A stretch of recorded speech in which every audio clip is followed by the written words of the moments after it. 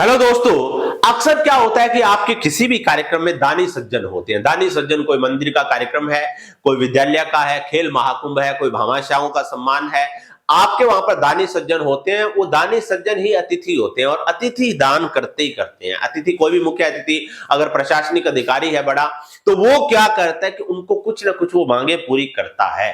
तो वहां पर हम लोगों को उनके बारे में ऐसा नहीं है कि आपने केवल क्या किया कि इन्होंने 21,000 रुपए का दान किया, जोरदार तालियां बजवा दी। ऐसा नहीं, केवल इतना ही नहीं होना चाहिए। आप उनको पूरा एक है ना भी, जैसे जो उन्होंने दान दिया है और वहां पे लगभग आपके 1500 लोग हैं या 200 लोग बैठे हैं, तो एक एक लोगों के ना ये दिल में बैठ जानी चाहिए बात कि इन्होंने इतने का दान किया। क्योंकि ऐसा अगर होगा तो समाज में, शिक्षा के मंदिरों में, या कहेंगे कि कोई धर्म के लिए दान करने की प्रेरणा जागती है। इसलिए मैं इसको केवल तारीफ ही नहीं मानता दान के लिए बोलना।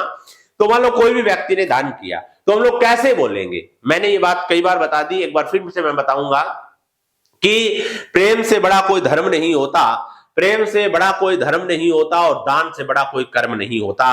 आज विशेष रूप से यहाँ पर जितने भी सज्जन आए हुए हैं, आपसी प्रेम और सहयोग का परिणाम है कि आज हमारे यहाँ पर ये पहुंचे हैं। मैं इनका पहुंचने पर अति धन्यवादी हूं। हमारी समिति की ओर से भी मैं इनका अभिनंदन करता हूं। और मैं सबसे विशेष बात बताऊंगा कि आज हमारे बीच में एक ऐसे शख्स जिन्होंने समय बिताया हमारे बीच में, एक समय भी दिया, और अक्सर ऐसे कार्यक्रमों में वो एक प्रेरणा होते हैं हमारे लिए, क्योंकि वो ऐसे कार्यक्रमों के लिए हमें प्रेरित भी करते हैं। और मैं कहूंगा कि केवल प्रेरित ही नहीं करते, शब्दों से मैं बात नहीं कर रहा, वो आर्थिक रूप से भी हमारा सहयोग करते हैं।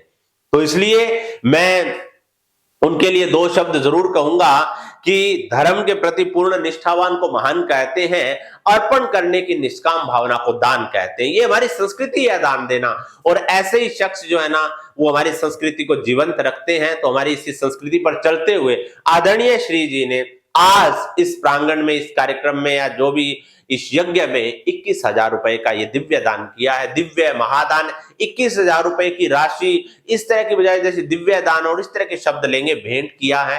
तो एक बार जोरदार तालियों के साथ इनका स्वागत करेंगे और ऐसे ही अपने जीवन में ये आगे बढ़ते रहे। इस तरह से आपको आना चाहिए। कोई भी अतिथि है, मान लो कि कोई प्रशासनिक अधिकारी है, उन्होंने कोई आपकी मांग को पूरा कर दिया। मान लो कोई स्कूल में कमरा टूटा हुआ था और उन्होंने कह दिया कि ये पूरा करवा देंगे।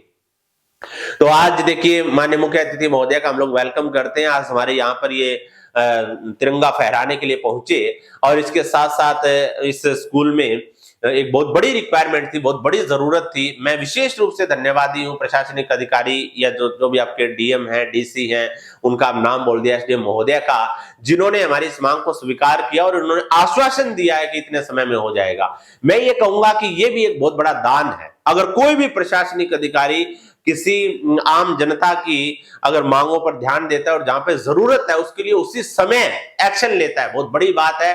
तो आदरणीय एसडीएम महोदय ने इस पे अभी एक्शन लिया है और वो जल्द हमारा ये कमरा या ये भवन बनके तैयार होगा। उसके बाद उद्घाटन के लिए भी हम लोग इन्हीं को बुलाएंगे, एक बार तालियों के साथ इनका सम्मान करेंगे। ऐसा आप एक्सप्लेन कीजिए, इस तरह से आप उनको सम्मान दीजिए।